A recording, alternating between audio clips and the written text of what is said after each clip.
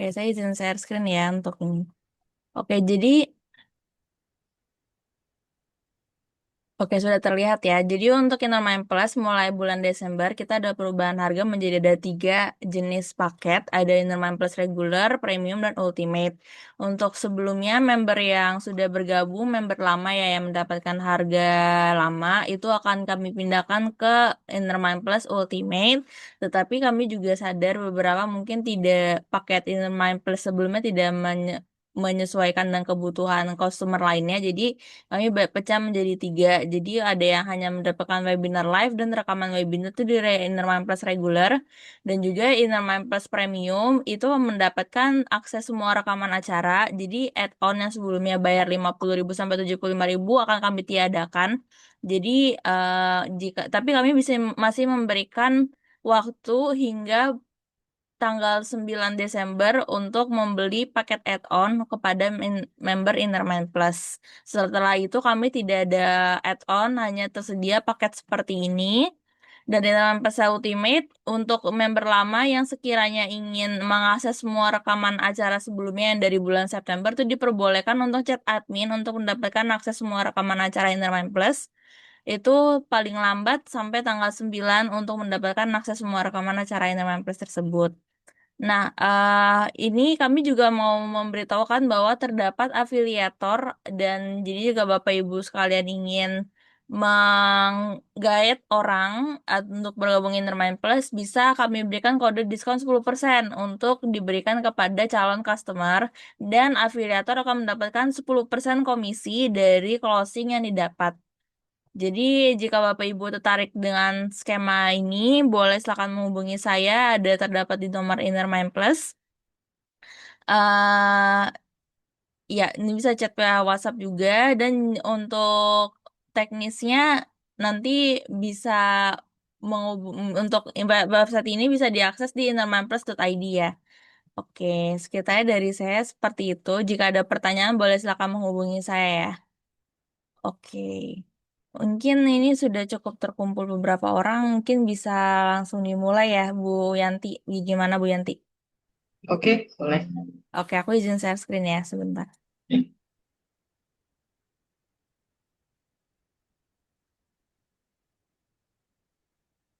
Sebentar.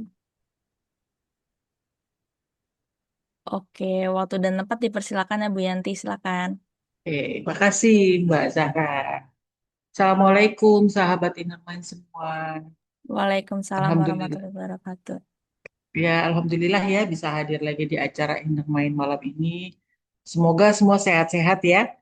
Nah, mohon izin nih sahabat, saya ngisi acara ini gantiin Bunda Nuki gitu yang sedang kurang sehat, tapi alhamdulillah tadi pagi demamnya sudah mulai turun.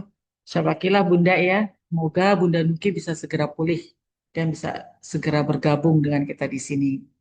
Nah, malam ini saya akan mengenalkan sebuah teknik terapi seperti jadwal Bunda sebelumnya, yaitu pendekatan paling powerful nih untuk memahami stres, emosi, dan tubuh kita, gitu ya, yaitu suatu teknik yang disebut dengan teknik polifagal. Nah, teknik polifagal ini adalah cara kita melihat diri kita dengan lebih lembut lagi, bahwa apa yang kita rasakan itu bukan salah kita, tapi itu adalah respon tubuh yang berusaha menjaga agar kita bisa tetap merasa aman, gitu ya, para sahabat ya. Oke, kita mulai masuk, Mbak. Next. Oke. Nah, apa sih eh, teori polifagal itu? Nah, mungkin ada sobat di sini yang pernah dengar teori polifagal atau udah pernah ngikutin kelasnya Bunda di polifagal. Udah ya, udah ada mungkin ya. Nah, teori polifagal itu kan dikembangkan oleh Dr. Stephen Porges gitu ya. Intinya beliau ini menemukan bahwa saraf vagus adalah pusat dari bagaimana kita bisa merasakan rasa aman atau rasa terancam gitu. Jadi emosi itu bukan sekedar pikiran, tapi emosi itu adalah merupakan sinyal dari tubuh gitu ya. Jadi keluar dari tubuh ada rasa-rasa yang dirasa oleh tubuh. Nah, emosi kita itu kan nggak muncul gitu aja ya para sahabat. Emosi itu adalah hasil dari keadaan sistem saraf kita. Gitu. Jadi sebenarnya tubuhlah yang lebih dulu merasakan sesuatu gitu. Nah, tubuh mendeteksi eh, apakah kita ini merasa aman atau merasa terancam gitu ya. Bahkan sebelum pikiran kita tuh sempat memprosesnya atau memberi label emosi nih pada rasa itu gitu ya. Bisa dipahamin ya para sahabat. Suara saya bising nggak Mbak Zara? Enggak ya? Enggak, Bu Yanti aman. Jadi ya, ada suara banyak kendaraan lewat soalnya di luar. Takutnya masuk Aman, aman. namanya. Oke, lanjut. Jadi itu teori vagal gitu ya sudah tadi dikembangkan oleh Dr. Stephen Porges. Porges gitu. Nah, next Mbak. Oke, coba balik. Kayaknya perlu ada yang saya tambahin Mbak. Balik lagi ya itu. Nah, oke ya. Jadi kan tadi teori polivagal itu eh, tubuh nih yang mendeteksi apakah kita merasa aman atau terancam gitu ya. Bahkan sebelum pikiran kita sempat memprosesnya, itu rasa itu udah ada gitu di tubuh. Nah, kalau sistem saraf berada di mode aman gitu kan, kita cenderung itu kan merasa tenang, hangat gitu ya, terkoneksi, bisa mampu berpikir lebih jernih gitu. Tapi kalau tubuh kita masuk ke mode waspada, itu emosi yang muncul biasanya tuh berupa gelisah gitu, tegang, marah gitu ya. Kadang butuh butuh bergerak, butuh butuh tempat yang lebih leluasa gitu. Nah, dan ketika sistem saraf masuk ke mode shutdown gitu, nah itu biasanya kita jadi lebih mudah merasa mati rasa, tidak berdaya gitu, atau merasa lelah secara emosional. Jadi bukan emosional sebetulnya yang mengendalikan tubuh, tapi justru sebaliknya, keadaan tubuhlah yang membentuk emosi, gitu ya. Mudah-mudahan bisa dipahami sahabat. Nah, tubuh kita ini kan punya radar otomatis gitu ya. Radar ini selalu memindai. Dia memindai lingkungan kita gitu ya, meradar. Nah, untuk apa sih radar itu bekerja? Nah, radar itu bekerja untuk menentukan apakah kita aman atau kita merasa nggak aman. Nah, radar inilah yang disebut neuroception. Jadi, kalau kita tiba-tiba cemas tanpa alasan, itu bukan berarti kita lemah, tapi tubuh kita itu sedang bereaksi gitu ya, kan suatu kejadian. Gitu, Mbak. Oke, itu tadi polivagal, teori polivagal. Kita lanjut, mungkin bisa lebih dipahamin lagi. Nah, ini adalah tiga state sistem saraf gitu ya tadi dari polivagal. Di dalam tubuh kita tuh kan ada tiga mode respon utama gitu yang bekerjanya seperti tangga. Seperti tadi yang saya sudah terangkan gitu ya. Ada kondisi aman, kondisi waspada dan kondisi mati rasa gitu ya. Nah, pertama nih, di tangga pertama itu adalah tangga yang disebut ventral vagal gitu. Nah, tangga ventral vagal ini disebut mode aman atau dan mode tenang gitu. Di level ini tubuh kita tuh merasa stabil, pikirannya jernih, kita bisa rileks gitu ya, merasa aman, terus kita nyaman deh gitu, bisa terhubung baik dengan orang lain gitu ya. Kita bisa terbuka gitu, kita bisa lebih mampu merespon dengan bijak gitu segala permasalahan gitu ya yang ada yang kita hadapin. Nah, ini adalah momen ketika kita berkata nih dalam hati, ah aku baik-baik aja gitu ya. Nah, sering ya sahabat merasakan kondisi ventral vagal ya di saat dimana kita sedang merasa aman, merasa tenang gitu ya, merasa rileks gitu. Kita selalu bilang, ah aku baik-baik aja kok gitu, nggak ada masalah gitu ya. Nah, ini di tangga pertama yang kita sebut tangga ventral vagal. Nah, nanti masuk lagi ke tangga kedua, dia turun nih ke tangga kedua, masuk ke tangga yang disebut simpatetik gitu. Nah, simpatetik itu apa? Ini satu mode siaga dalam respon tubuh kita gitu. Yang tadi pertama ventral vagal dalam kondisi mode aman. Nah, kalau simpatetik ini mode siaga, yaitu siaganya tuh waspada gitu ya. Kita mau fight atau flight gitu kan. Kita mau melawan atau kita menghindar. Nah, tubuh kan mulai waspada. Nah, tubuh sudah mulai mendeteksi tuh ada potensi ancaman yang sedang menyerang diri kita. Nah, di tangga ini kita tuh biasanya merasa gelisah, merasa tegang gitu ya, mudah panik gitu.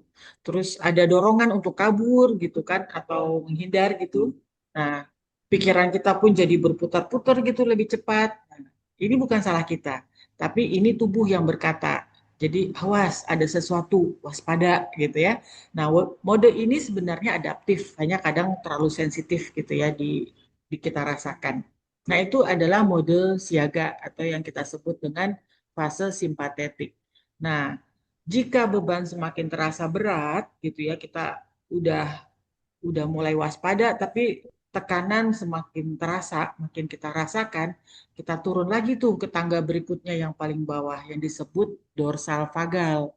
Nah, di dalam tangga di dalam level dorsal vagal ini adalah disebut mode Dek, freeze. makan Nadira. Ya, ya. Nah, di fase dorsal vagal ini kita adalah mode freeze gitu atau shutdown. Jadi kita tuh nggak bisa ngapa-ngapain gitu ya.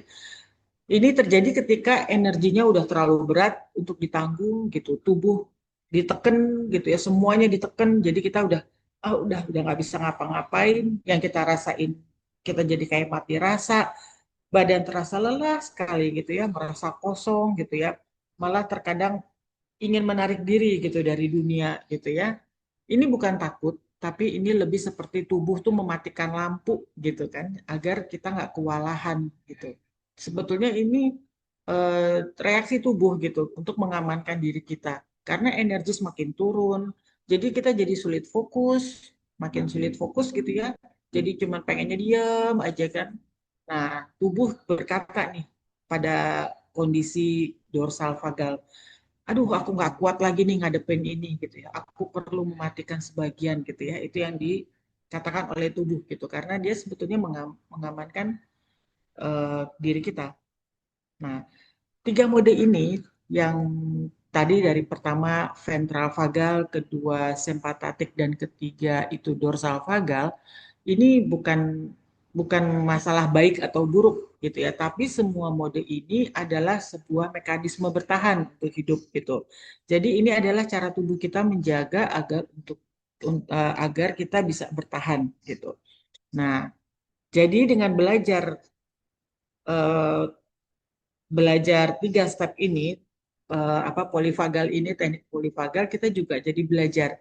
Di sini kita belajar mengenali di mana nih posisi kita, ada di tangga mana nih kita, ada di level mana, di state mana, ada di ventral vagal kah, dalam merasa aman, atau kita ada sedang dalam waspada, di simpatetik, atau kita sudah down banget sehingga kita jadi freeze gitu ya, ada di level dorsal vagal.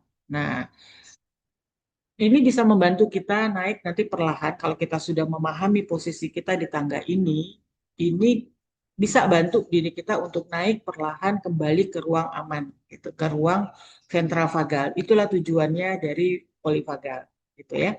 Bisa dipahami, eh, sahabat, atau perlu contoh, gitu ya. Misalnya nih contoh cerita, gitu ya. Saya mau cerita sedikit, boleh ya?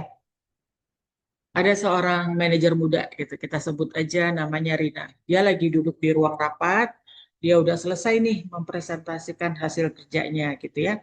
Dia udah tenang, udah selesai mempresentasikan slide-nya. Suasana suasana ruang rapat sih sebenarnya biasa aja gitu. Tapi tiba-tiba bosnya datang gitu ya dengan nada tegas dia bilang, "Rina, namanya Rina nih, presentasimu kurang jelas. Coba jelaskan ulang," katanya gitu ya. Nah, dalam hitungan detik tubuh Rina langsung berubah. Kaget dong dia gitu ya, ditegur sama bosnya gitu ya. Nah, tadi waktu dia dalam kondisi tenang, itu dia dalam kondisi ventral vagal. Dia tenang, dia sudah mempresentasikan, nafasnya stabil gitu ya.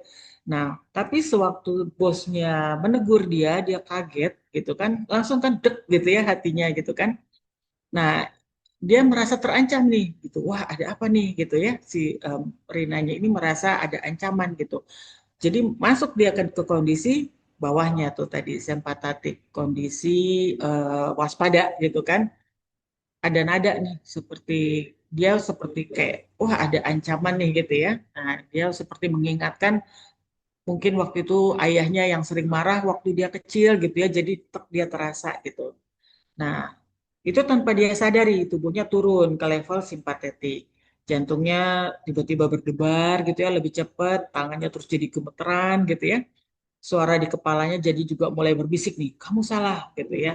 Kamu harus cepat, jangan gagal gitu ya, dia pengen fight nih si Rina ini gitu. Nah, lalu si bosnya menatap si Rina tanpa ekspresi. Tapi dia tetap tetap tekanannya bertambah nih si bos nih. Terlihat bagi Rina terlihat si bosnya menambah tekanan gitu ya. Nah, lalu sesuatu di dalam diri Rina tuh seperti ada klik gitu kan. Dia bukan marah, nggak panik gitu. Rina nggak marah, nggak panik, tapi jadi justru diam gitu.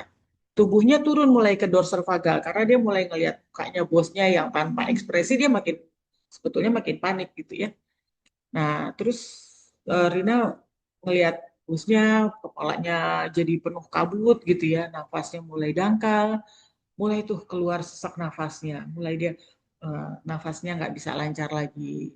Kalau dia punya asma dia terserang asmanya mulai kambuh gitu kan.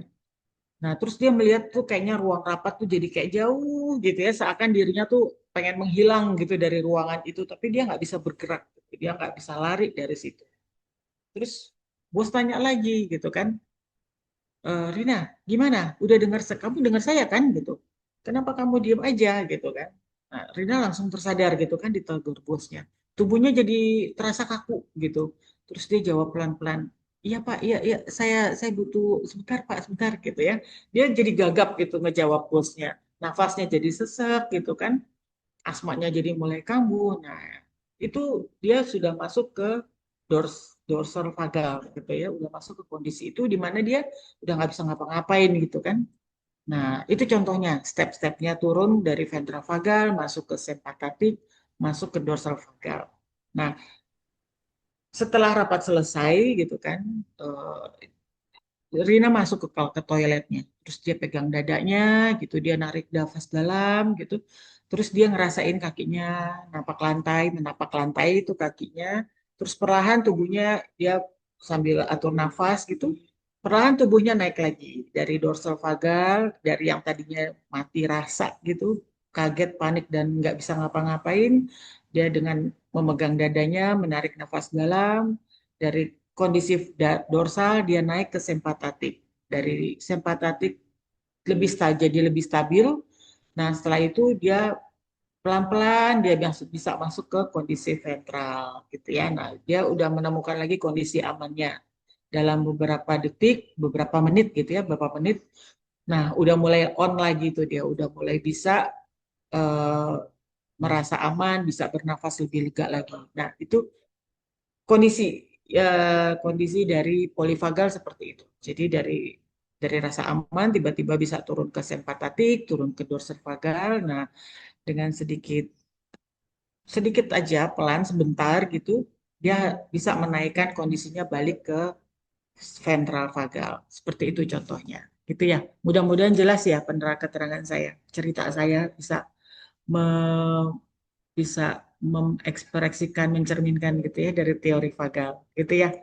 Nah, sekarang kita masuk ke slide berikutnya, Mbak. Oke. Nah, kenapa sih eh, apa namanya polivagal ini penting gitu kan? Nah, coba kita bayangin dulu nih.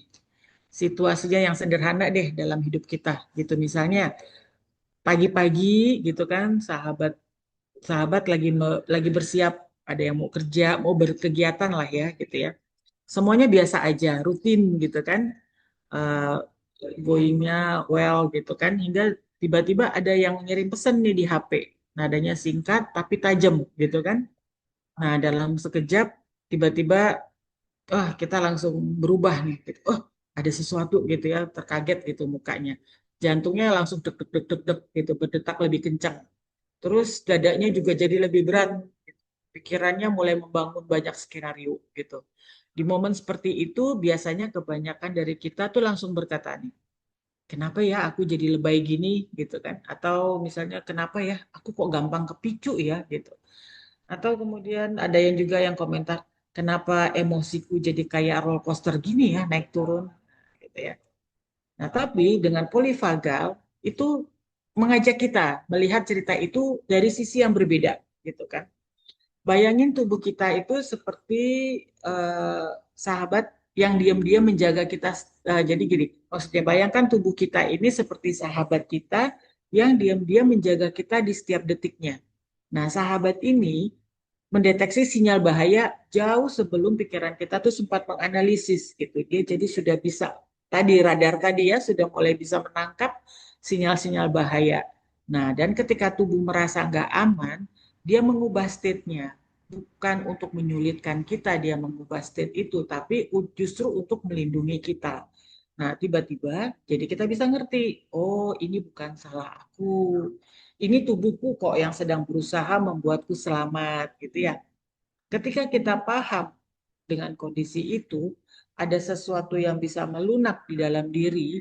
Nah, itu kita akan jadi berhenti menyerang diri kita sendiri. Kita mulai bisa berdialog dengan tubuh, terus kita jadi lebih bisa mengatur stres, bisa lebih cepat pulih gitu ya, bisa lebih mudah membangun hubungan karena kita nggak lagi hidup dalam mode yang defensif gitu ya, tanpa kita sadari. Jadi masuk ke sempatatik dan ke dorsal itu nggak kita sadarin gitu. Tiba-tiba levelnya turun aja gitu ya, dari yang ventral turun ke sempatatik, turun ke dorsal.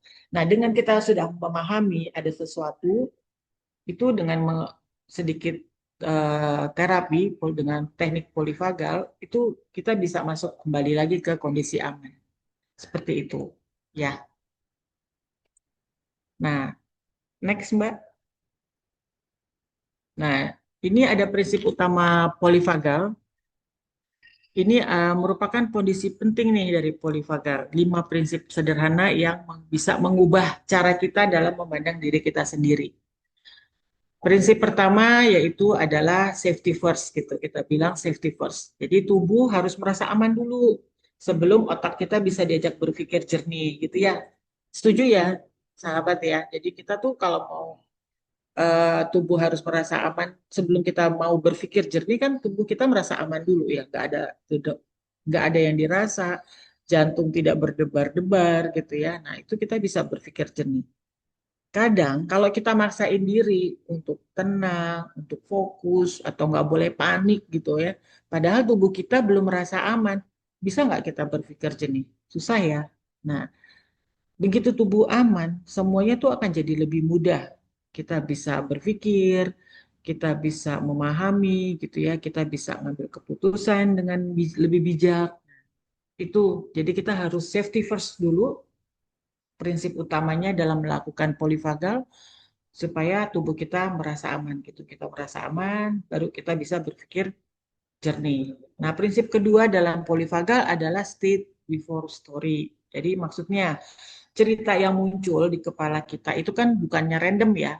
Munculnya nggak secara acak, dia tiba-tiba ada gitu kan. Nah, tapi munculnya itu dia mengikuti state tubuh, mengikuti state tubuh ya apa yang kita rasakan. Saat tubuh sedang berada di mode cemas, cerita yang muncul jadi akan penuh ancaman, benar. Semua yang ada di kepala jadi negatif aja, isinya ancaman aja semua ya, jadinya overthinking gitu. Sedangkan kalau saat tubuh aman, cerita yang muncul kan jadi akan lebih logis, benar ya? Penuh harapan, gitu kan? Setuju ya? Nah, jadi solusinya bukan merombak pikirannya dulu, tapi kita membantu tubuh kita dulu untuk kembali ke mode aman. Kalau tubuh kita sudah merasa aman, sudah merasa tenang, merasa rileks, baru tuh kita bisa berpikir lebih jernih, gitu ya. Setuju ya? Nah, prinsip ketiga nih dari polifagal adalah co-regulation dulu, baru self-regulation. Kita kan sering diajarin harus bisa tenang sendiri gitu ya. Tapi sebetulnya sistem saraf kita bekerja sebaliknya, benar ya? Kita belajar merasa aman melalui hubungan. Kita kan belajar merasa aman itu kan melalui hubungan, didengar, dipeluk, dilihat gitu ya. Nah, kita merasa aman tuh. Nah, dari pengalaman itulah kemampuan itu bisa menenangkan diri kita. Nah, co-regulation ini bukan kelemahan, tapi ini adalah kebutuhan biologis gitu.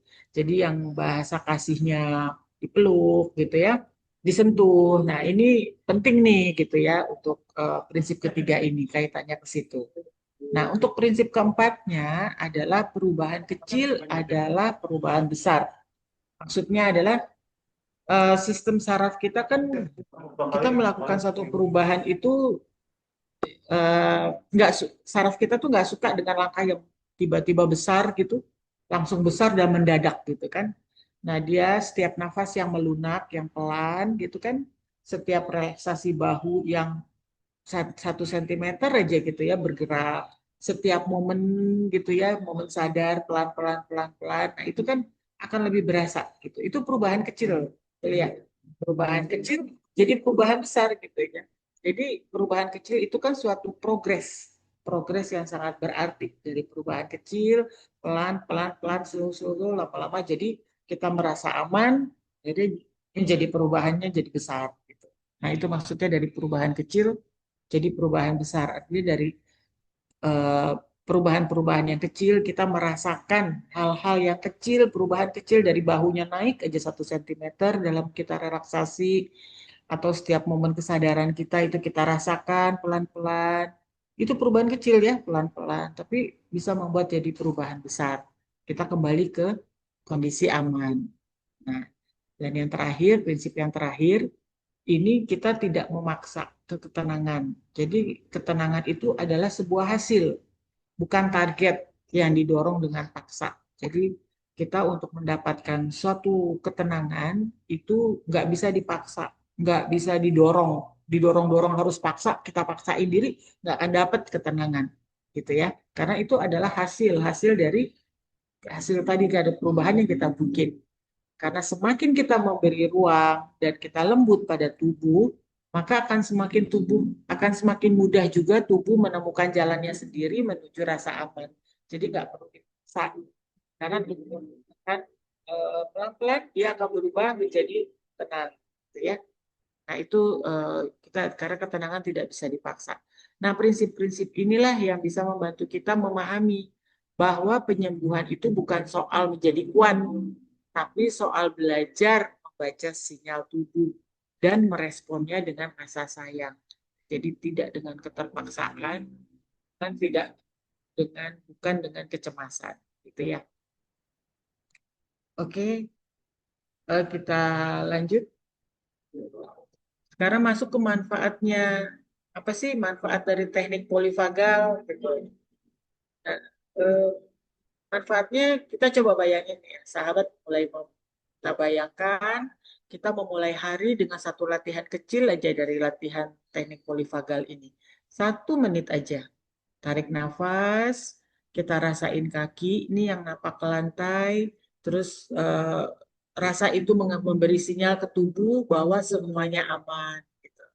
Nah, itu dimulai dengan hari itu, dengan awal yang mudah ya, latihan kecil. Awalnya kan yang kita rasain biasa aja. Tapi lama-lama hal itu akan bisa bikin kita cepat naik, cepat panas gitu ya. Jadi terasa lebih pelan gitu. Itu. Jadi sahabat bisa berhenti sebentar sebelum bereaksi gitu kan. Jadi rasa yang dirasakan itu nanti akan bikin kita cepat cepat naik gitu ya. Jadi maksudnya gini, artinya pada saat kita merasa lagi cepet, lagi kondisi naik, naik, naik gitu, kalau kita rasakan tadi yang seperti kita narik nafas, ngerasain kaki, nah itu yang sesuatu yang tadinya cepet naik, jadi cepet panas gitu, jadi terasa jadi lebih slow gitu ya jalan. Jadi kita bisa menikmatinya. Nah, malam kalau sudah dilakukan itu, malam harinya nanti bisa tidur lebih gampang, pagi-pagi bangun juga nggak berat sebelumnya gitu ya, nggak seperti hari-hari yang sebelumnya. Itu selain itu juga kita bisa merasa lebih fokus, nggak gampang capek, hubungan dengan orang lain juga bisa jadi lebih hangat gitu karena tubuh kita nggak terus-terusan hidup di mode bertahan kan gitu ya kalau kita selalu hidup di mode bertahan, di mode simpatetik tadi, itu sangat melelahkan, capek gitu ya. Karena radarnya jalan terus, jadi, ada apa nih? Ada apa nih? Ada sesuatu nih gitu. Ada yang membahayakan nih. Kan capek ya kita kalau sering-sering berpikir seperti itu.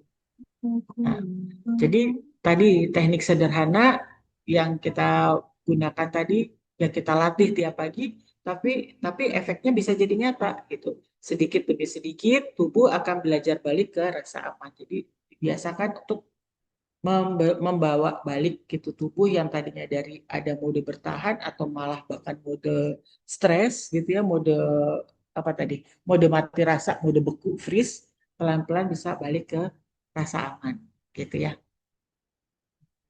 Itu manfaatnya dari teknik polivagal. Jadi kita bisa tidur dengan lebih tenang, pagi-pagi besok bangunnya juga nggak seberat yang sebelumnya gitu ya. Seperti itu.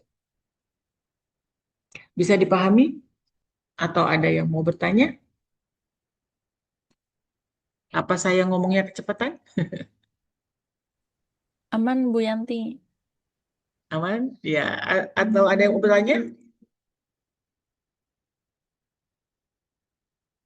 Nggak ada. Kalau nggak ada, kita eh, belajar, kita praktek yuk. Oke, kita praktek ya. Mau praktek? Boleh, Bu Yanti. Oke, boleh. Kalau susah, kita eh, bisa kasih icon mungkin kalau susah on offin. Nah ya, kita mulai ya. Kita praktek ya.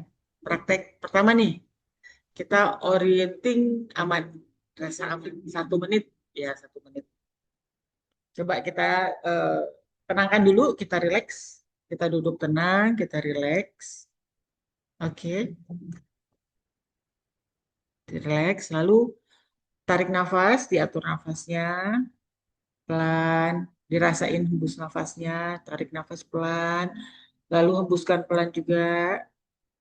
Oke, oke, tarik nafas lagi, hembuskan lagi, lalu gerakan kepala ke kanan dan ke kiri, pelan-pelan gerakinnya ya. Gerakin kepala ke kiri, ke kanan, kiri, ke kanan. Lihat lihat benda yang ada di sekitar kita. Ada apa aja benda-benda yang di sekitar kita. Ada yang sudah dilihat, ada mungkin ada guci, ada foto. Lalu pilih benda-benda yang rasanya netral buat sahabat atau menyenangkan. Pilih benda yang menyenangkan ya, jangan yang tidak menyenangkan. Pilih benda yang menyenangkan, yang bisa bikin kita yang menimbulkan rasa senang atau punya kenangan yang menyenangkan gitu. Pilih 3 benda, sudah. Nah, setelah kita pilih, sudah tentukan ada benda yang bikin kita nyaman. Boleh lebih dari 3 juga boleh.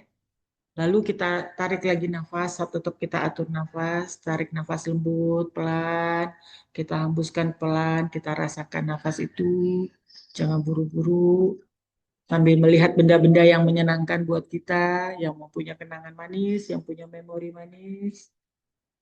Sudah, oke.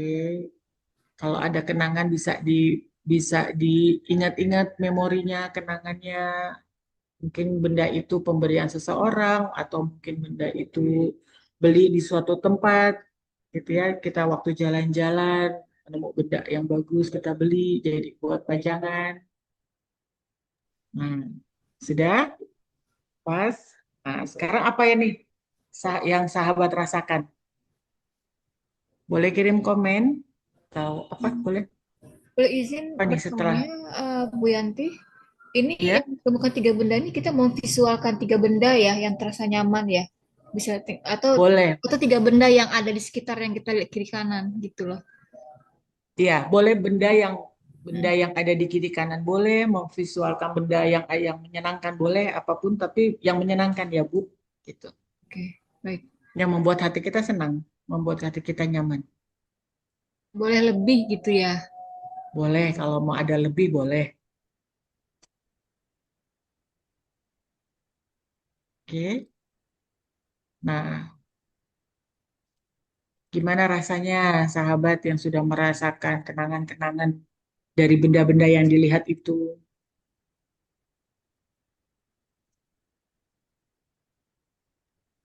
Ini Bu Nimas ada yang ngechat ngantuk Bu Yanti. Aku malah ngantuk. Oke. Hmm. Ada benda lain mungkin yang Bu Nimas yang bisa dilihat atau kenangan lain atau apa visual lain yang bisa dipakai? Silakan. Bu Endang bangga bisa mewujudkan benda tersebut bisa dimiliki ya. Oke. Yang lain gimana? Rasanya gimana waktu habis melakukan ini? Lebih tenang ya Bu Anti. Oke. Ya. Nah, latihan ini adalah cara kita mengirim sinyal pada otak bahwa tidak ada ancaman, aku aman gitu ya. Nah, ini latihan powerful nih kalau kita merasa gelisah, kita merasa overthinking, ini bisa dilakukan. Sahabat bisa melakukan. Jadi waktu kita lagi gelisah, lagi overthinking, coba deh kita lihat gerakin kepala ke kiri, ke kanan gitu ya. Kita lihat benda-benda yang ada di sekitar kita, benda-benda mana yang menurut kita menyenangkan gitu ya, yang punya kenangan mungkin yang kenangan manis gitu ya. Kalau nggak ketemu, coba cari keluar gitu, punya bayangan, memvisualkan hal-hal yang menurut kita menyenangkan, memori yang menyenangkan apa, atau mungkin kita ingat anak kita gitu yang lagi tersenyum manis gitu ya, itu bisa digunakan ya, karena ini latihan ini ngirim sinyal, sinyal ke otak kalau nggak ada ancaman aku aman. Oke. Ya, apa tadi? Lihat bayangan dia. Bisa aja nih Mimin. Oke. Selain melihat, boleh meluk, boleh bendanya, boleh. Pokoknya apa aja boleh dilakukan. Yang penting kita punya rasa aman gitu ya. Punya rasa senang gitu ya dengan hal itu, dengan benda itu gitu ya. Gitu. Ya. Oke. Ada yang masih melakukan prakteknya? Atau ada yang mau berpendapat lagi? Mencurahkan apa rasa apa sih yang di ini yang di bahagia senyum-senyum sendiri Bu Indah ya. Oke.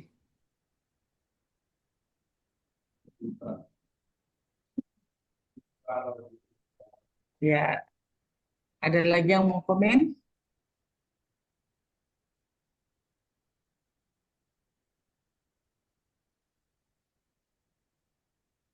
Gak ada. Oke. Kita coba kita lanjut ya.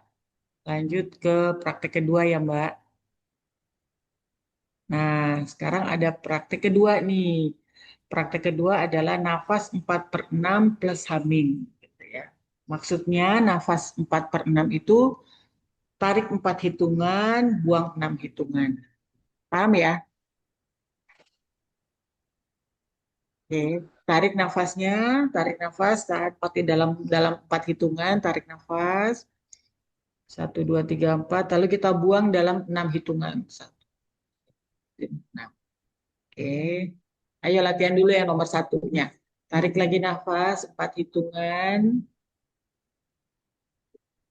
buang dalam 6 hitungan. 4, 5, 6. Bisa? Bisa melakukan nafas 4/6, Bisa, Bun, 4 bisa insya hitungan. Allah. Bisa ya? Oke. Nah, sambil sambil nafas, lalu kita bilang, gitu, humming ya, pelan aja, pelan, nggak usah buru-buru, tapi pelan aja. Hmm. Hmm, gitu. Ini hamilnya setelah setelah buang nafas ya? Atau saat buang nafas ya, Bun? Saat buang nafas ya, tarik nafas, lalu buang nafasnya sambil gitu, pelan aja.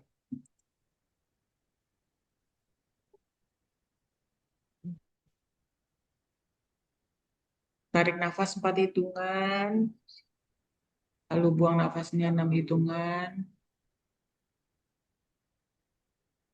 Kenapa harus 6? Lebih banyak buang nafasnya daripada tarik nafasnya? Karena ini bisa memberikan sinyal aman pada sistem saraf. Lalu tambahin juga pelan aja. Gitu. Humming.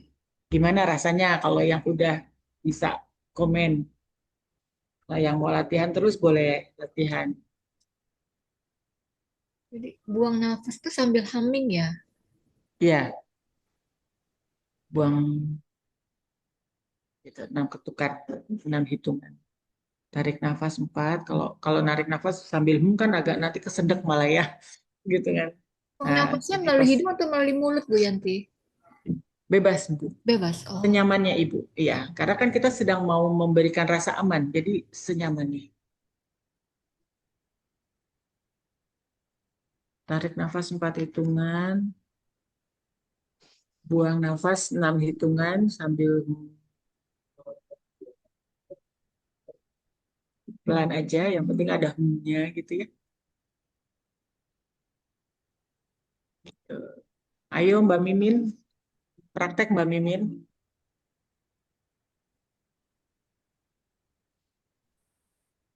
Kalau melalui mulut buangnya bunyi tuh gitu Bu Yanti. Susah ya, benar. Iya. Jadi bentrok ya. Oke, jadi buangnya dari hidung ya, buangnya dari hidung supaya mulutnya bisa gitu ya. Ya. Setelah beberapa kali di ujung jari berasa ada seperti getaran listrik ya. Rasanya gimana Mbak Anti? Nyaman kah? Ada rasa aman kah di dalam diri?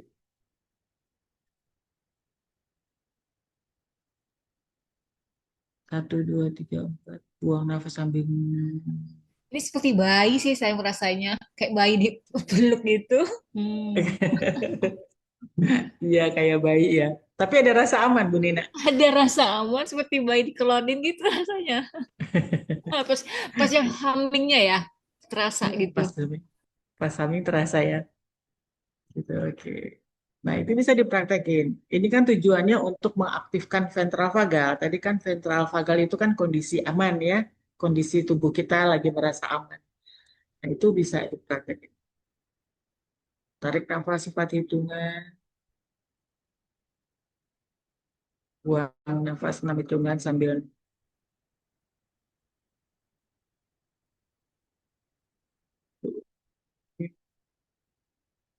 ngantuk. Tuh, siapa yang ngantuk? Bunyi Mas ngantuk lagi. Kalau sambil gitu mungkin nggak ngantuk Bunyi Mas. Seperti mengajak untuk tertidur gitu loh pas humming itu. Kayak ada alunan gitu ya. Iya benar. Oh. Ya, ya, ya, ya. Nah, humming itu kenapa sering dipakai dalam teknik polifagat? Karena getaran dari humming itu kan membantu merangsang saraf vagus gitu, terutama bagian yang melewati tenggorokan dan pita suara gitu ya. Karena kan begitu kan terasa ya di tenggorokan ya, terus ada pita suaranya juga bergetar ya. Nah, itu sebabnya kenapa humming itu bisa menenangkan tubuh, bisa menurunkan detak jantung, bisa membuat nafas kita bisa lebih stabil, juga bisa bikin pikiran kita tuh jadi lebih rileks gitu. Gitu. Itu humming. Bisa dirasain ya Bu Dina kan tadi seperti bayi gitu kan ya. Izin nanya, Jadi Bun. ya, silakan Eh, Bu. eh, Bun, saya punya anak remaja berkebutuhan khusus usia 18 tahun. Eh, eh. Eh, Emang nonverbal ya, Bun. Mm-mm. Eh, Semakin ke sini tuh semakin sering humming gitu.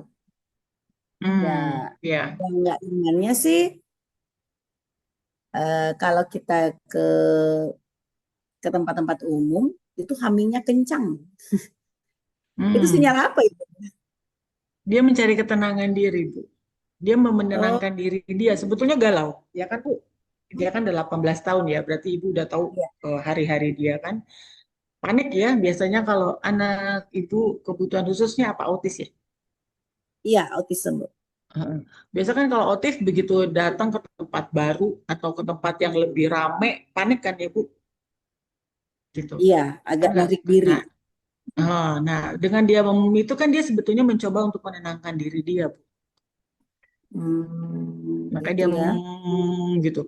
Makin kencang dia, sebetulnya dia lagi panik tuh, Bu. Iya, Dia makin makin kencang. makin kencang dia lagi berusaha tapi nggak mampu. Nah, mungkin ibu bisa bantu dengan apa dia sukanya. Mungkin dia suka dielus gitu ya, suka dipegang kepalanya gitu kan.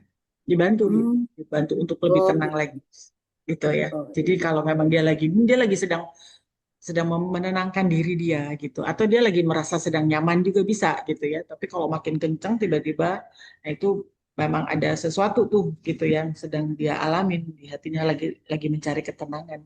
Nah, itu ibu bisa bantu sambil usap-usap supaya omnya tuh nggak cepet-cepet gitu ya. Dia bisa meredakannya pelan. Berarti kalau dia udah nya itu sudah pelan, dia udah mulai tenang tuh. oh. Makasih, Bun. Ya, sama-sama gitu ya. Ya, jadi ini kan untuk mengaktifkan ventral vagal tadi yang itu. Bu Sinta mau nyanyi boleh, kalau itu bisa jadi apa? Bisa jadi nyanyinya pakai ya, Mbak Sinta ya. Gitu ya. Balonku ada 5 pakai gitu ya. Berasa jadi biksu ya Bu Ilham. Oke, Bu Rehana kepalanya jadi lebih ringan nanti ya. Oke, gitu ya. Nah, itu humming tadi ya untuk menenangkan fungsinya tadi untuk menenangkan tubuh, bisa menurunkan detak jantung, membuat nafas juga bisa lebih stabil, pikiran juga bisa lebih rileks. Ini teknik ini kan sederhana, benar ya? Pelan, lembut gitu ya, bisa dilakukan di mana saja, nggak butuh alat, nggak butuh ruang gitu kan ya. Jadi kalau kita lagi panik, lagi apa itu bisa dilakukan metode ini gitu ya. Oke, ada yang mau komen lagi dari teknik ini, dari praktek yang kedua ini? Saya mau nanya lagi, Bun. Boleh, Izin. Iya, boleh ya. teknik-teknik nafas ini kan salah satu trik relaksasi yang paling mudah sebenarnya kita lakukan di Iya. saat kita overthinking, di saat kita anxiety. Mm-mm. Tapi kenapa ya, Bun? Maksudnya yang edukasi-edukasi seperti ini kan juga banyak ya. Iya.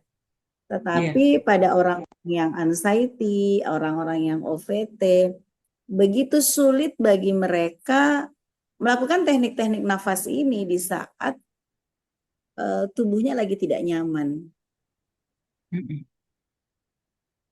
Itu Iya, kenapa ya? karena ya dia lagi bentrok Bu, antara kondisi dia tubuhnya nggak ya apa namanya, pikirannya kan kalut ya Bu, dia anxiety kan, pikirannya lagi cemas, was-was apa gitu ya.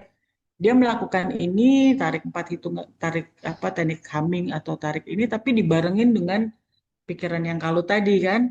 Nah, itu kan jadi bentrok ya. Akhirnya nggak jalan semuanya gitu. Nah, itu bisa dicombine. Nanti kita combine di praktek berikutnya nih Bu, gitu ya. Jadi tadi antara praktek 1, praktek 2, praktek 3 nanti gitu, itu bisa dicombine, bisa disatukan. Jadi kalau misalnya kayak kalut, dia kan lagi anxiety, lagi panik, disuruh teknik ini, tarik nafas, buang gitu, nggak jalan. Nah, coba dia minta dia balik ke praktek 1 tadi, Bu. Praktek 1 tadi apa? Suruh lihat hal-hal yang menyenangkan, suruh lihat barang-barang yang tenang, supaya dia tenang dulu. Kalau dia tenang, bisa dia ngelakuin hal ini. Kalau dia belum tenang, nggak bisa dia, kata ibu tadi kan nggak bisa ngelakuin hal ini. Gitu. Nggak usah susah-susah. Misalnya ada di ruangan, dalam ruangan itu ada benda apa, disuruh pilih aja 3 benda yang menyenangkan buat dia, pilih. Gitu. Nah kan nanti dia bisa mulai reda. Nah setelah itu masuk ke tahap ini, praktek keduanya, tarik nafasnya. Yang teknik pertama tadi itu mirip dengan teknik grounding ya, Bun ya? Apa Iya yang kamu sama lihat juga. mirip ya? Mm-mm. Mm-mm. Nanti ada juga teknik grounding ke praktek berapa ya, nanti berikutnya. Nanti kita itu, Makasih. jadi nanti ada praktek 1, praktek 2, praktek 3, nanti kita masuk ke kombinasinya, kita lakukan semuanya. Jadi saling, sebetulnya ini tidak, prakteknya ini nggak bertentangan, tapi bisa saling mendukung, gitu ya. Kalau ada efek kayak kesemutan atau kesetrum, hamilnya dilanjutin aja apa enggak? Efeknya itu bikin sakit apa bikin jadi apa ya? Ada teknik terapi setrum ya yang bikin jadi nyaman ya tarikan-tarikannya. Nah ini efeknya apa Bu? Kalau efeknya yang jadi sakit itu berhenti dulu Bu. Berarti masih ada yang ganjel tuh.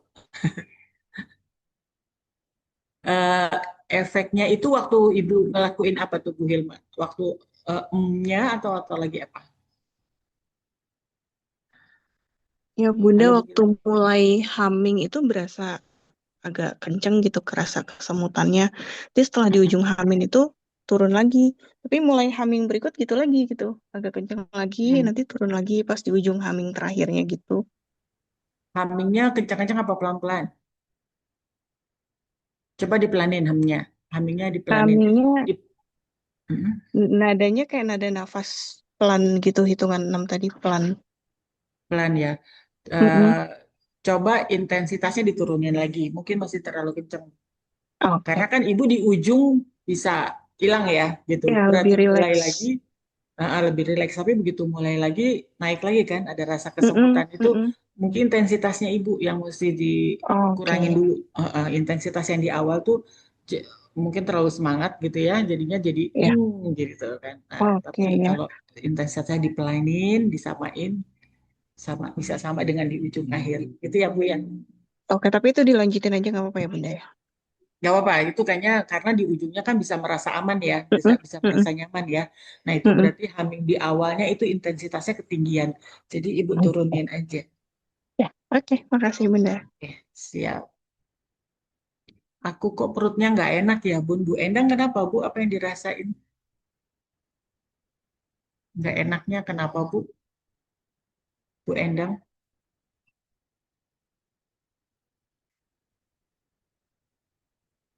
Halo, Bu Endang. Kayak kembung tiba-tiba penuh rasa. Penuh rasanya. Tadinya eh, nggak berasa apa-apa ya. Nah itu coba Ibu, itu berarti ada sesuatu tuh yang lagi kena tuh.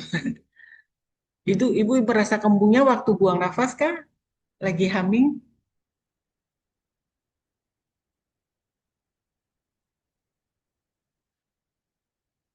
Gimana Bu Endang?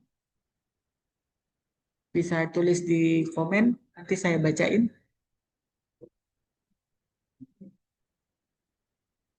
Nah, kalau kayak kembung gitu, ada itu berarti kan ada yang dirasa di tubuh. Berarti kan tubuh sedang mengirim sinyal, ada sesuatu pas lagi humming. Oke. Tadi bedanya kan tadi kalau itu kan mungkin Bu Hilma intensitasnya coba dikurangin ya, karena dia merasakan rasa amannya di ujung. Nah, kalau Bu Endang, ini kan pas lagi humming ada rasa kayak kembung, tiba-tiba itu kan ada sinyal tuh. Mungkin hummingnya kekencangan atau pikirannya masih belum fokus.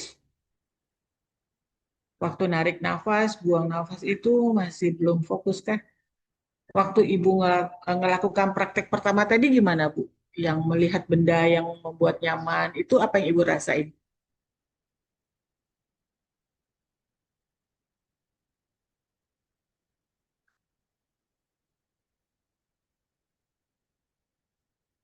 Kurang rileks ya, karena masih di tempat kerjaan ya itu. Jadi ada tubuh yang oh nggak ada sesuatu nggak nyaman ya, karena harus waspada nih lagi di tempat kerjaan, jadi nggak bisa full. Mungkin ada nya sambil worrit-worrit takut kedengeran mungkin kedengeran apa teman kerja sebelah gitu mungkin ya, gitu ya. Coba nanti ya coba nanti dilatih di rumah ya Bu ya, untuk praktek kedua ini. Kalau mungkin kan ada waktunya tuh ada rasa khawatir, takut-takut didengar teman itu kan khawatir. Itu mah ada di mana tuh? Ada di level mana? Ada di simpatetik kan ya Bu gitu. Jadi ada rasa waspada. Nah, nanti eh, mungkin nya bisa diturunin lagi suaranya, dipelanin lagi lebih pelan. Kalaupun misalnya belum, ya nanti pas aja nanti masuk ke ngambil yang pertama tadi lihat-lihat benda gitu. Bikin nyaman dulu Bu. Gitu ya. Ya. Jadi terjawab ya kenapa hummingnya bisa jadi kembung perut ya. Karena ada rasa nggak nyaman untuk melakukan humming. Ada rasa worry tadi, ada rasa khawatir gitu ya. Didengar temen sekantor gitu ya. Oke, ya. Jadi Ventral vaganya nggak bisa aktif. Ya, oke. Ada lagi yang mau komen?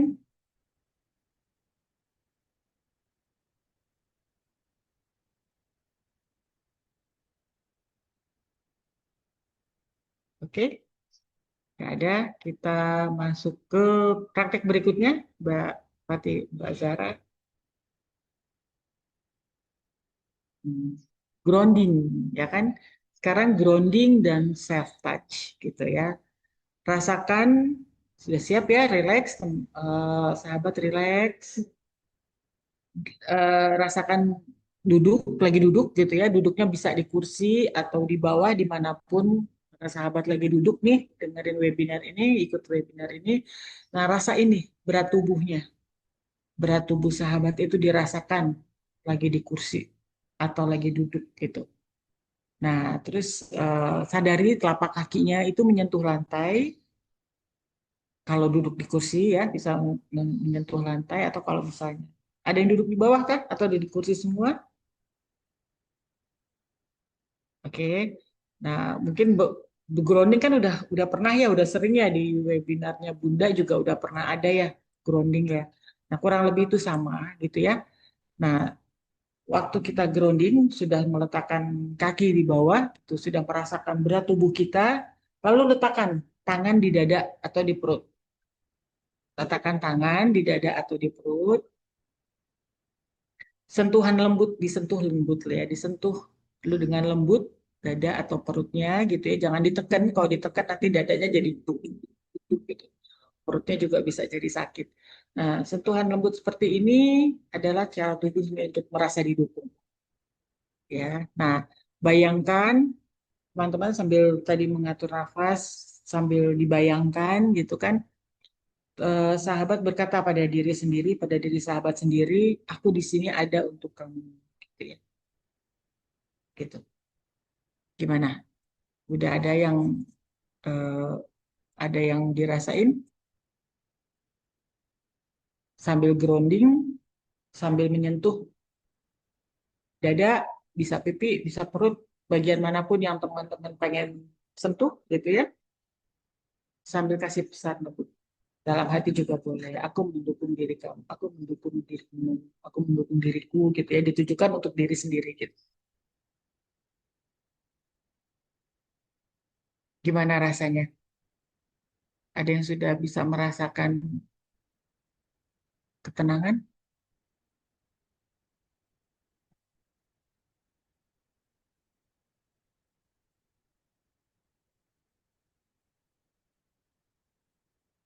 Ada yang praktek grounding sambil self touch dada, tangannya di dada, di pipi atau di perut gitu ya, sambil memberi pesan gitu. Aku mendukung diriku, aku sayang kamu gitu. Ini memberi respon kepada saraf-saraf agar lebih rileks, bisa merasa nyaman, merasa aman gitu.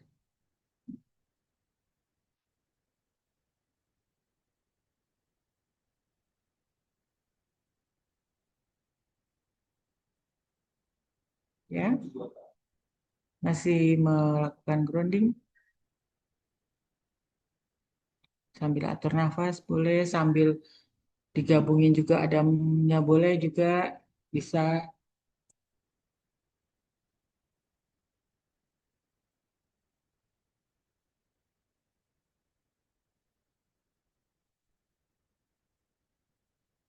Oke, lebih rileks ya Bu Rehana ya. Oke, sambil tarik nafas ya, diatur. Bisa dipakai tadi 46, 4/6. Bisa sambil humming.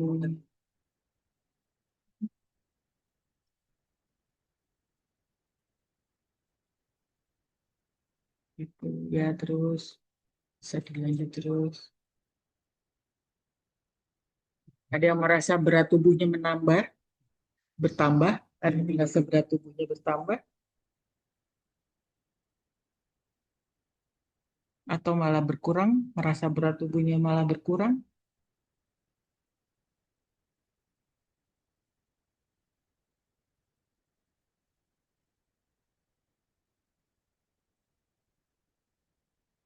Gimana?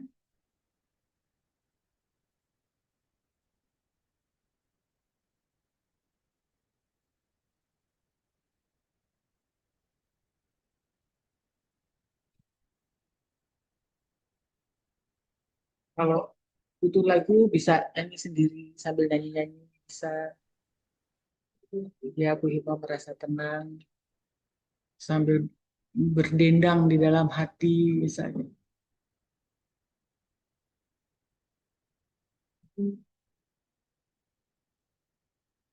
Oke,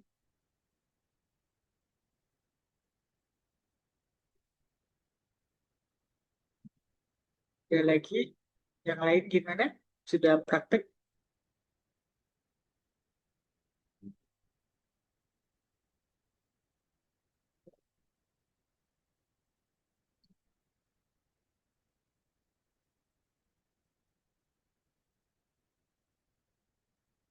Ya, ini bisa dilakukan setiap saat karena ini sederhana ya, tapi bisa menenangkan sistem saraf gitu.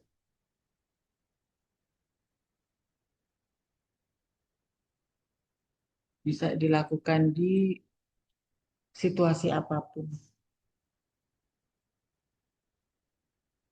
Barusan Bu Anti ketiduran ya. Jadi kalau ketiduran masuk kondisi yang nyaman ya, kondisi aman. Oke, ya,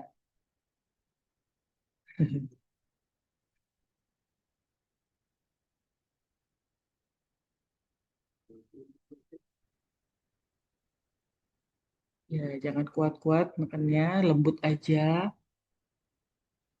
disentuh gitu ya supaya ditekan kuat-kuat nanti dadanya sakit malah. Oke. Sudah praktek semua?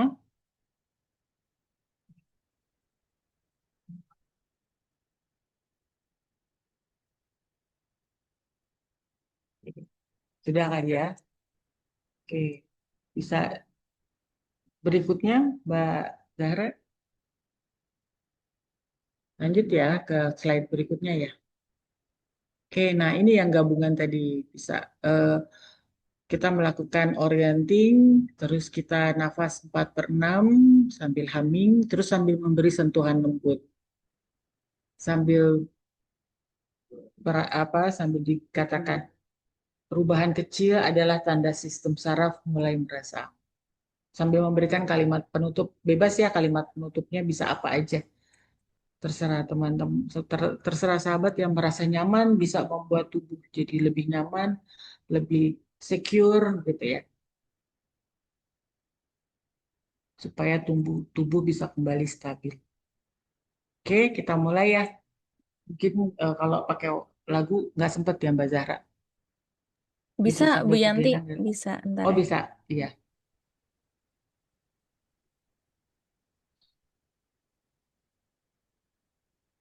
Sudah Jadi terdengar ya? gabungannya ya paham ya ibu, sahabat semua ya, melakukan orienting tadi dengan melihat benda-benda yang menyenangkan gitu ya. Terus kita atur nafas 4 per 6, tarik nafas 4 ketukan dan dibuang nafasnya 6 ketukan sambil humming, terus sambil memberikan sentuhan lembut di badan kita atau mungkin ada badannya yang merasa sedang sakit bisa sambil disentuh gitu ya, disentuh dengan lembut sambil kita berikan kata-kata atau kalimat atau dalam hati atau apapun dengan yang yang penting diri kita merasa lebih aman gitu ya.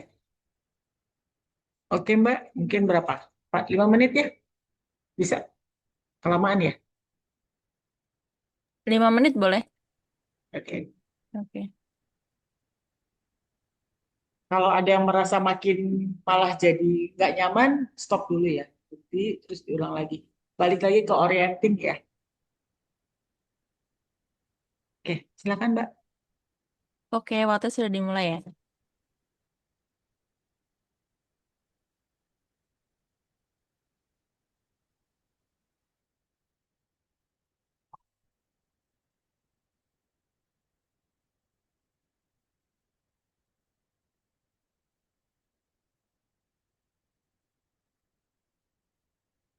Musiknya nggak ada ya?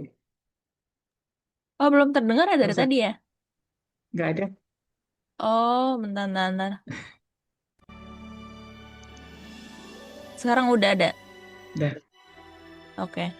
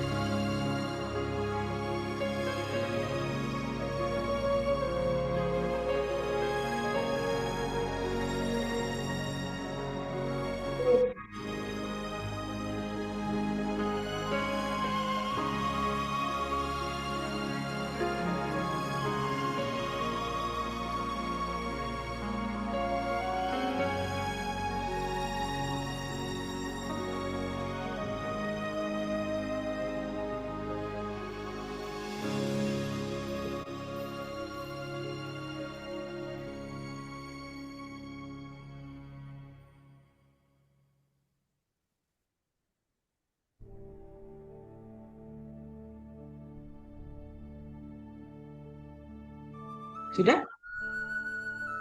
Semenit lagi, Bu Yanti. Oke.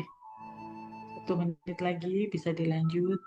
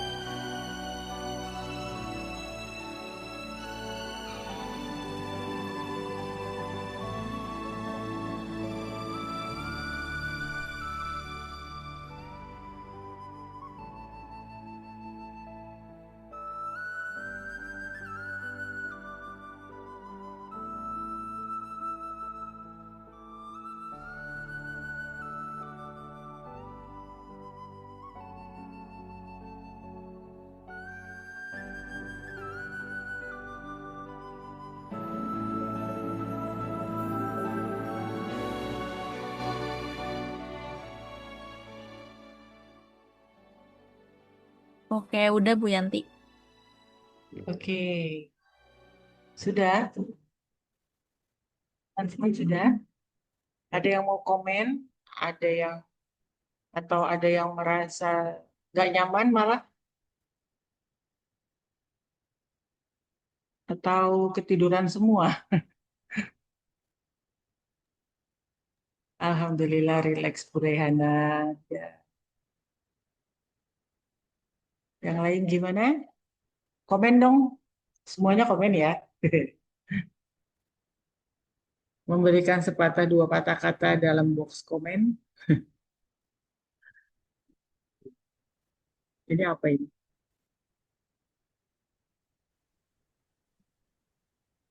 Atau pada tidur ya? Atau ada yang merasa malah nggak nyaman? Nyaman, Halo? Bu. Alhamdulillah nyaman. Alhamdulillah. Kak, gimana Bu Rika? Awalnya Nanya. tadi tuh agak sakit di bagian dada tuh. Terus Ah, alhamdulillah lama-lama sudah semakin hilang, ya. sudah semakin nyaman gitu. Tapi itu Hmm. memang ada kok rasa sesak gitu ya. Ah, Tapi alhamdulillah sudah tambah nyaman dan tambah nyaman. Insya Allah. Alhamdulillah. Jadi kalau dengan pikiran pikiran jernih kayak pikiran jadi jernih ya Bu Rika ya. Kalau rasa tubuh Iya, Bu. aman, tubuh nyaman, pikiran jadi lebih jernih, kita bisa berpikir juga jadi lebih jernih, bisa memutuskan dengan bijak ya. Pikiran jernih, rasa tubuh aman, rasa tubuh nyaman, itu kita udah masuk tuh ke kondisi ventral vagal. Gitu ya. Bu Anti makin ngantuk. Kayaknya memang Bu Anti kecapean ya Bu Anti ya. Bu Yanti boleh bertanya? Boleh Bu. Sebentar saya Eh, menutup pintu.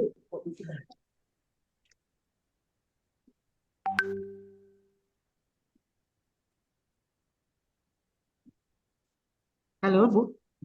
ya, mohon Iya, maaf ya Bu, saya tidak on silakan. cam Nggak ya. apa-apa.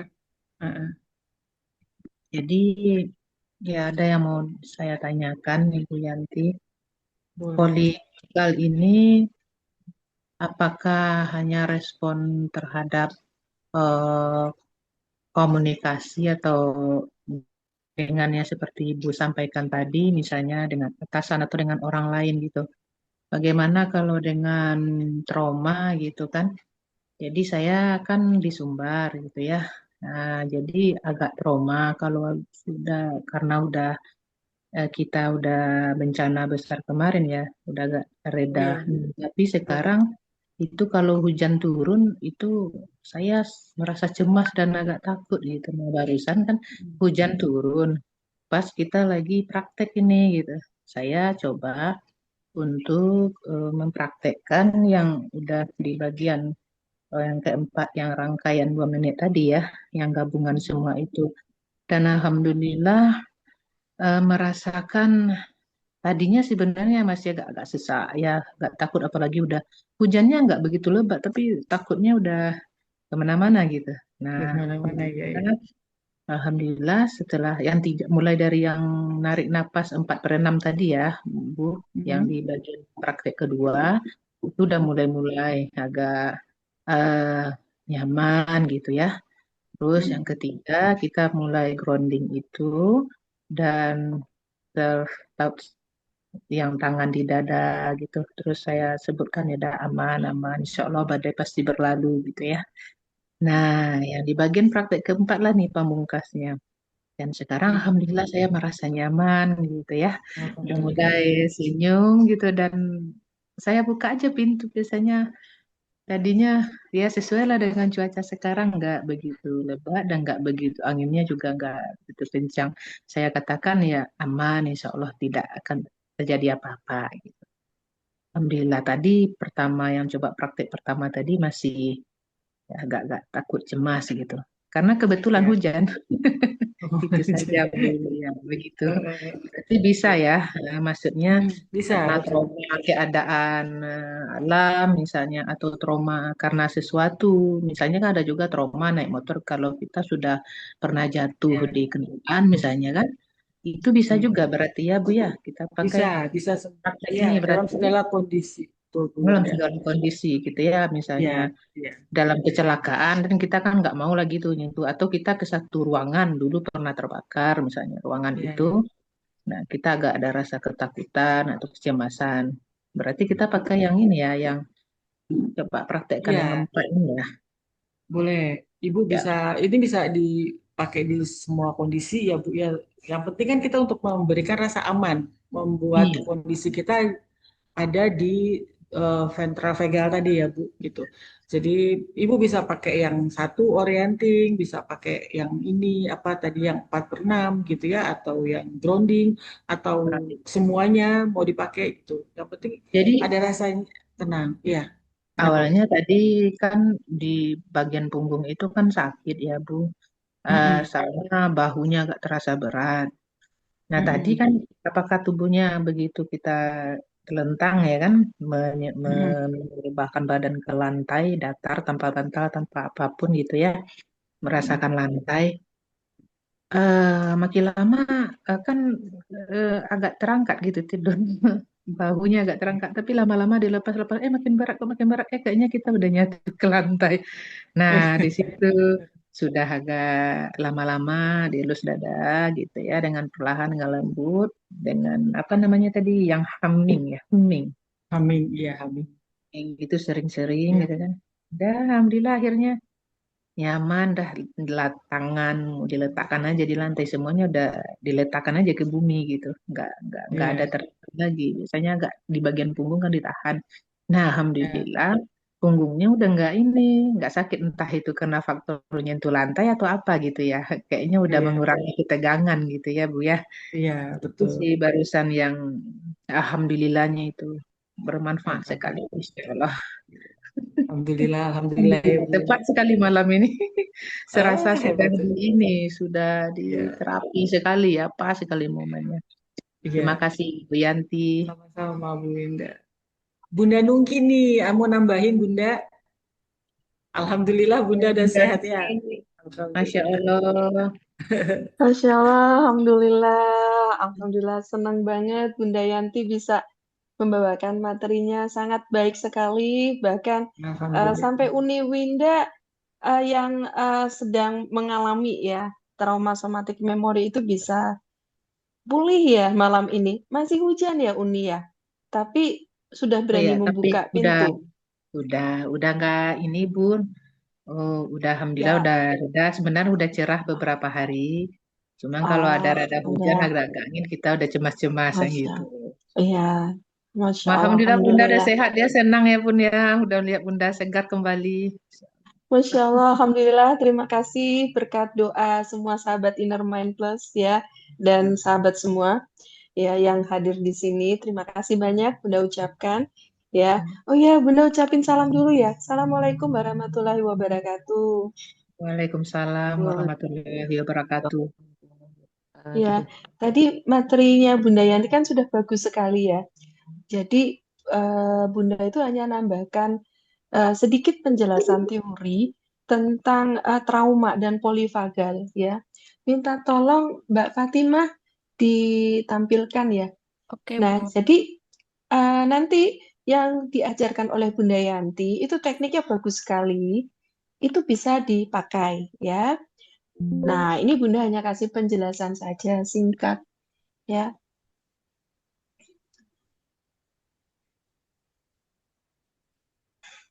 Sebentar, Bun. Iya, oke.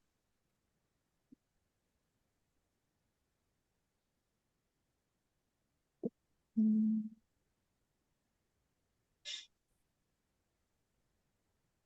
Ya, Eh, kita kan bicara yang namanya trauma somatic memory ya. Apa itu? Ada penjelasan di bawah ya. Kita tahu bahwa yang namanya trauma itu nggak pernah disimpan di pikiran. Trauma itu selalu tersimpan di tubuh ya. Jadi nggak bisa nih misalnya orang takut sama anjing. Walaupun anjingnya lucu ya, atau takut sama kucing, kucingnya itu gemesin, kecil, tetap aja teriak-teriak. Benar nggak? Benar, Benar, benar, Bu. benar. Ya. Saya kan Benar takut sekali. anak Karena, kucing. iya, karena trauma itu letaknya bukan di pikiran, letaknya di tubuh, ya. Dan ketika tubuh melihat sesuatu yang menakutkan, dia secara otomatis langsung mengirim sinyal tanda bahaya. Nah, proses penilaian alarm tanda bahaya ini dilakukan oleh sistem bawah sadar. ya. Oleh karena itu, mengapa rasa takut itu atau trauma itu nggak bisa dikendalikan, ya. Nah, oleh karena itu, yang namanya trauma somatic memory ini, ya kita juga nggak tahu apa alasannya. Kenapa misalnya ketemu seseorang kok jantung jadi deg-degan, kok jadi mau nangis gitu ya. Ini bisa terjadi ketika ada sentuhan tertentu di area tertentu, ada yang tersentuh kok langsung tiba-tiba badan langsung tegang, ada yang mau nangis, ada yang gemeter, atau mencium aroma tertentu, mencium bau, mencium suara apapun gitu ya. Nah, itu berarti bawah sadar menilai ada sesuatu yang berbahaya, sehingga yang terjadi adalah bawah sadar langsung mengambil alih. Ini disebut dengan proses neuroception. Ya, neuroception. Kalau kita bilang Indonesianya neurosepsi ya. Oke, next. Nah, kayaknya ini apa ya? Nah, ini biar tahu ya, apa sih bedanya antara psikosomatik dengan traumasomatik memory ya? Kalau psikosomatik itu kan ada keluhan ya, tapi bukti medisnya tuh nggak terlalu kuat ya. Tapi kalau trauma somatic memory ini, keluhannya jelas. Jadi takutnya kelihatan banget, gemeter-gemeter banget, keringet dingin. Dan kalau diperiksa secara medis, itu nyata. Jantungnya bisa, detaknya tuh sangat kencang, gitu ya. Cuman ada yang aneh, data medisnya itu roller coaster. Data medisnya roller coaster gini, kalau ini misalnya gini ya, kalau lagi dikejar anjing gitu ya, contohnya lagi dikejar anjing, ya itu kan jantung pasti berdetak kencang. Anjingnya udah pergi, kan normal lagi, kan gitu ya. Nah itu maksudnya Bunda, data medis itu naik turun ya. Nah ternyata trauma somatic memory ini diderita 30% populasi global, namun susah terdiagnosis.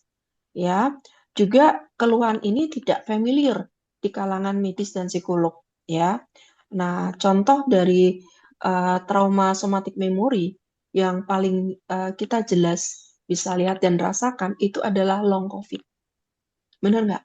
Siapa yang rasain long COVID di sini berbulan-bulan bahkan sampai bertahun-tahun? Ada nggak? Saya juga. Ya. Iya, ada keluarganya yang long COVID. Kan COVID-nya sudah berlalu. Tapi kenapa kok sakit kayak COVID-nya itu gak sembuh-sembuh ya? Datang pergi gitu ya. Nah, itu trauma itu adalah sebenarnya traumatic somatic memory ya. Ya, karena dokter bingung, akhirnya dibilangin aja, oh ini long COVID. Kenapa? Karena ya gejalanya memang mirip COVID ya, masih sering sesek gitu ya. Terus kemudian keringet dingin, ya pokoknya mirip kayak gejala COVID gitu. Padahal COVID-nya itu kan sudah nggak ada. Tapi kalau diperiksa ya mungkin virusnya tuh ada. Cuman kan ya sekarang virus COVID kan sudah dianggap nggak berbahaya lagi ya. Gitu. Oke. Next. Nah, ternyata gini ya, Bunda itu baru menyadari Bunda juga salah satu korban dari trauma TSM ini. Gitu. Jadi mungkin tidak banyak yang tahu di sini, sahabat Inner Mind ya, bahwa Bunda itu semenjak sakit ya, itu uh, belum recovery sepenuhnya, gitu ya. Sampai Master Didit itu bilang bahwa kondisi Bunda itu serius. Jadi kalau Master tuh bilangnya Bunda itu Mbak, karena kan kakak angkatan ya. Jadi kata Master Didit, kalau Bunda nggak punya self-regulation yang bagus, itu sudah terkapar, udah nggak bisa ngapa-ngapain di tempat tidur sejak lama, kata Master. Ya karena Bunda kuat latihan meditasi, deep breath gitu ya, jadi masih bisa ngatasi kondisi. Next. Silakan Mbak Fatimah. Nah, jadi sejak Bunda jatuh karena infeksi paru kronis ya, di April 2024, sampai sekarang nih Desember 2025. eh, Bunda itu benar-benar bingung dengan kondisi kesehatan fisik Bunda. Karena apa ya? Karena data medis Bunda itu bisa roller coasternya luar biasa. Dalam dalam seminggu nih ya, kalau misalnya lagi ada serangan ya, diperiksa. Hari ini periksa lab, hasilnya sama di satu lab X misalnya. Besoknya periksa lagi di tempat lainnya, itu datanya bisa beda. Satu data bisa kebakar, besoknya biru, besoknya kebakar lagi. Sampai bingung. Ini kok hasil labnya kok ngawur semua, nggak ada yang bener. Karena itulah kenapa kita sering berpindah-pindah lab. Karena kok nggak ada yang bener hasil labnya. Ya, jadi oke, mungkin eh, banyak yang nggak tahu bahwa Bunda selama 19 bulan, Bunda itu tergantung kepada inhaler. Jadi tiap 2 sampai 4 jam sekali itu Bunda harus pakai inhaler untuk membantu bernafas. Ya, dan Bunda itu kemana-mana itu pakai oksigen gitu. Jadi Bunda tuh punya ada 2 oksigen di sini, oksigen portable dan oksigen tabung gitu ya. Jadi kalau lagi batuk, itu saat batuk oximeter Bunda tuh bisa drop 80. Siapa di sini pernah ngerasain COVID oximeter 80? Siapa? Bunda pernah eh, saturasi saat COVID itu 78. Kalau udah 74 tuh koma. Nah, sekarang dalam kondisi 19 bulan ini itu Bunda drop 80. Sehari-hari kondisi oximeter Bunda itu antara 91 sampai 94. Itu udah bagus. Biasanya sih kadang-kadang 91, 92, kadang-kadang 90 nih kayak gitulah ya. Jadi sangat nggak nyaman ya. Bahkan Bunda pernah itu lagi kan Bunda kalau nanganin klien tuh kan di hotel berbintang ya pasti ya. Nah, eh, pernah habis nanganin klien baru berapa jam di hotel ya. Nanganin klien kan berapa jam terus harusnya Bunda istirahat gitu, tidur di hotel itu. Bunda mutusin pulang. Kenapa pulang? Karena Bunda ngerasa kok agak sesek ya. Bunda khawatir oksigennya nggak kebawa. Karena apa? Karena Bunda pikir kan baik-baik saja. Makanya Bunda berani buka sesi konseling sama klien. Tapi ternyata kok pas konseling kok sejam pertama oke. Habis itu makin lama makin mulai sesek.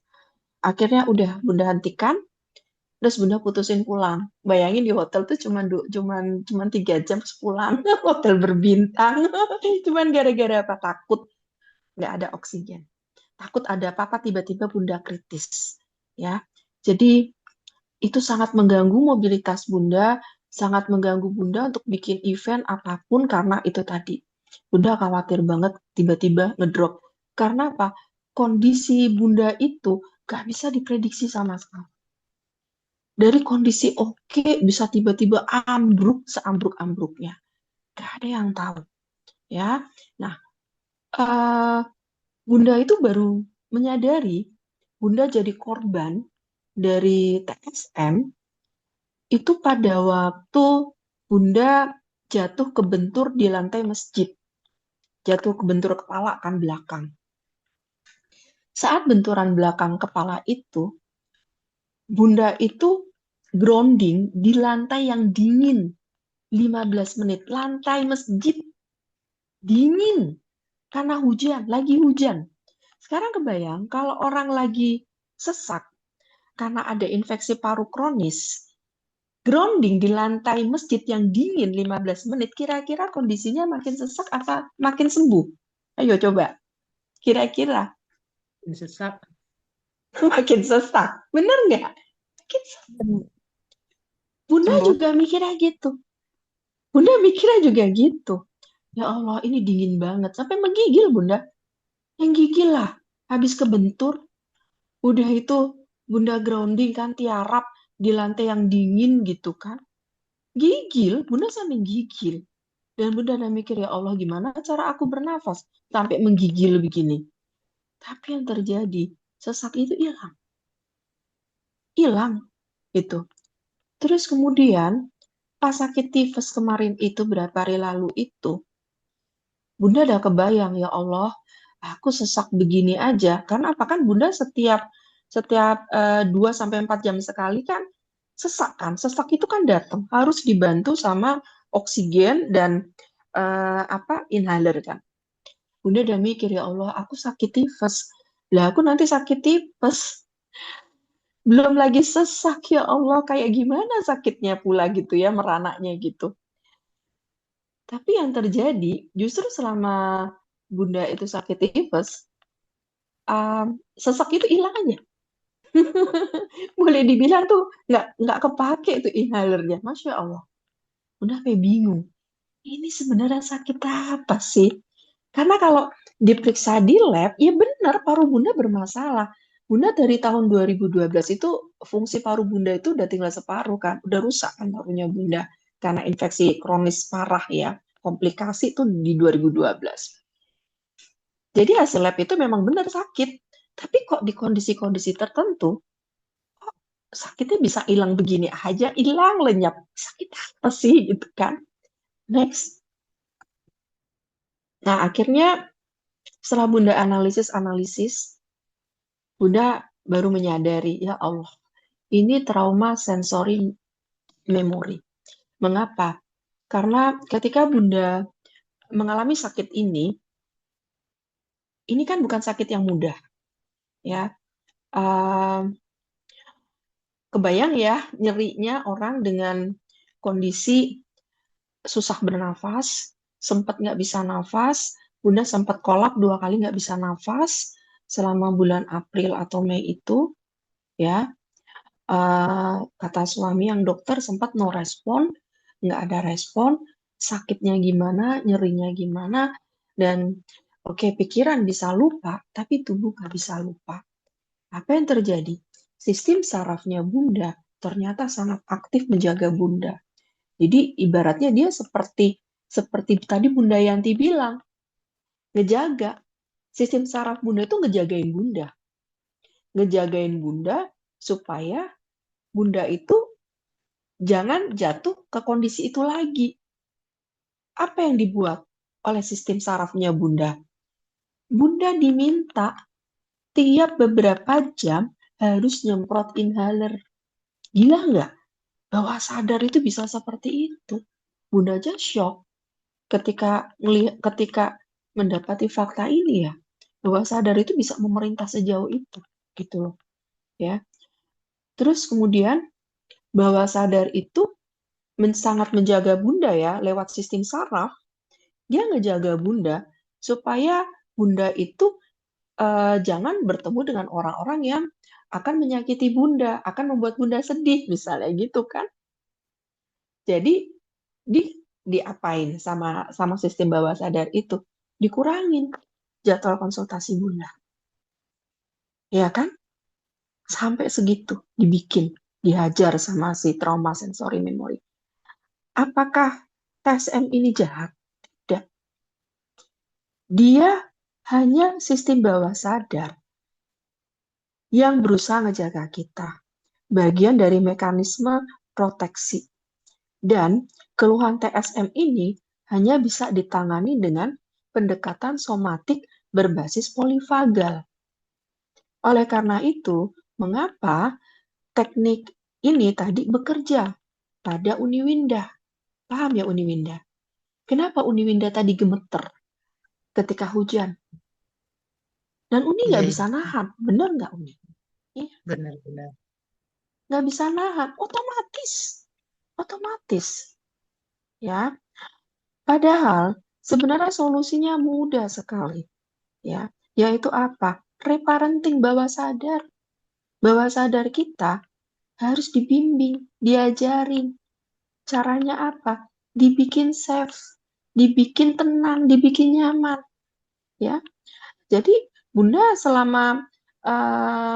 setelah tahu fakta ini, mulai Bunda bimbing. Dari kemarin itu ya, Bunda bimbing bawah sadar Bunda. Kamu aman, kamu gak apa-apa, kamu baik-baik saja. Setiap mau sesak, Bunda bilang gak, aman, aman. baik-baik saja. Nggak ada masalah. Nggak ada masalah. Aku aman. Kamu aman. Oke. Apa yang terjadi? Panas turun. Ya. Jadi 2 hari ini kan demam Bunda itu kan hampir 40 derajat ya. Tipes ya. Eh, yang terjadi tadi turun demamnya. Terus oximeter Bunda untuk pertama kalinya Bunda itu oximeter itu akhirnya bisa touchdown itu ke 94 sampai 98, stabil di 94 98. Sempat batuk Bunda uh, karena makan udah enak ya kan namanya sakit kan nggak bisa makan. Tadi Bunda makan bubur sayur ya, Bunda makan bubur sayur pakai topping ikan asin gitu kan. Tapi ikan asin kebanyakan jadi batuk gitu.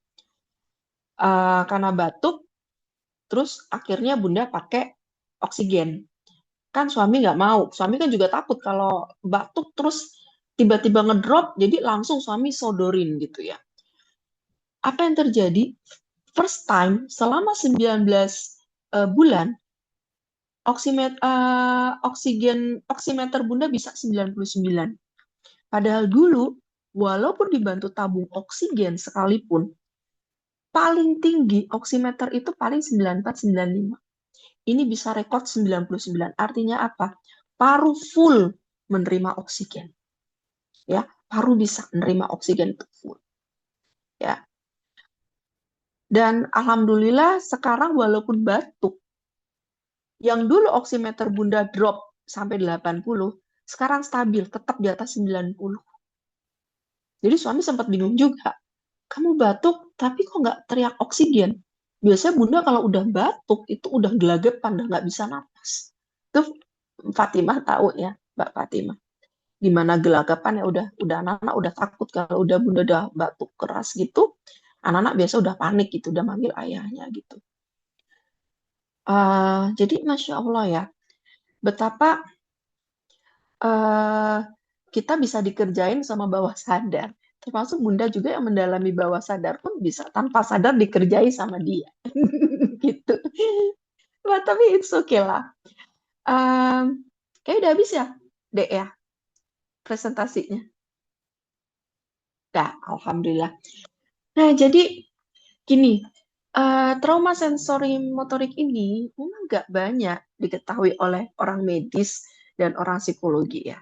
Mengapa? Karena membutuhkan pengetahuan terintegrasi tentang sistem bawah sadar kita, cara kerja polivagal, dan cara kerja trauma. Ya, alhamdulillah Bunda bersyukur Bunda punya latar belakang di keilmuan tersebut. Ya, jadi Bunda ya alhamdulillah sekarang Bunda bisa recovery dengan sangat cepat kan, nggak nyangka ya.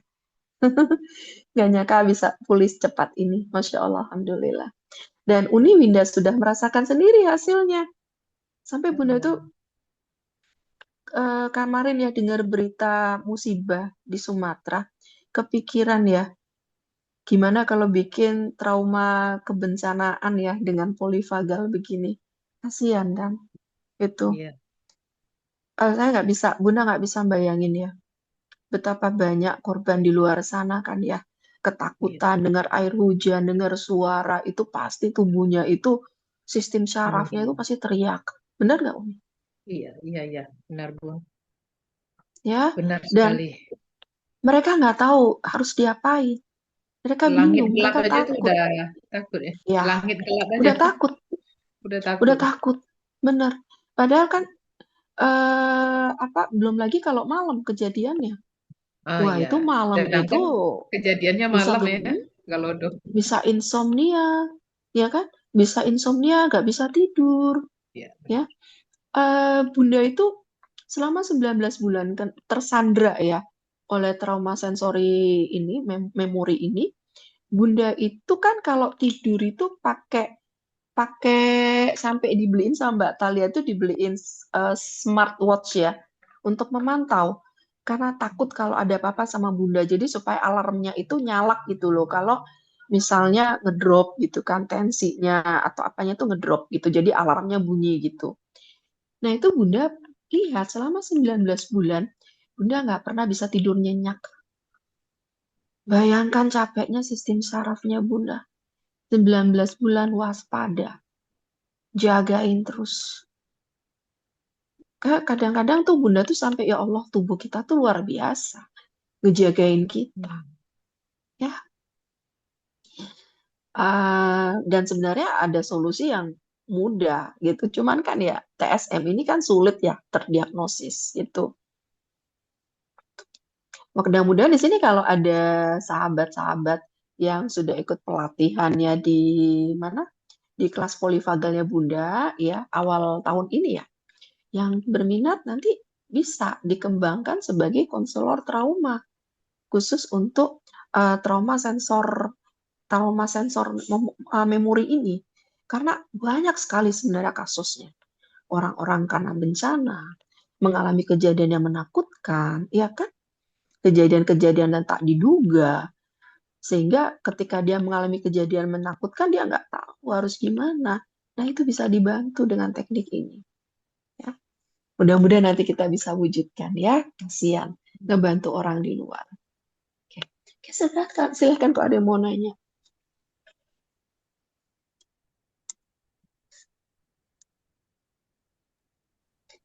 Kok bengong? Berarti dia ngerti ya. Atau kayaknya Selasa ya. seperti sudah waktunya juga sih Bun ya. Iya.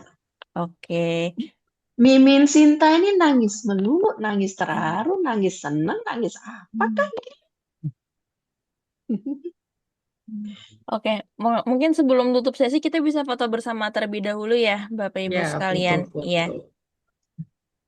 Oke, boleh silakan dibuka kameranya jika berkenan.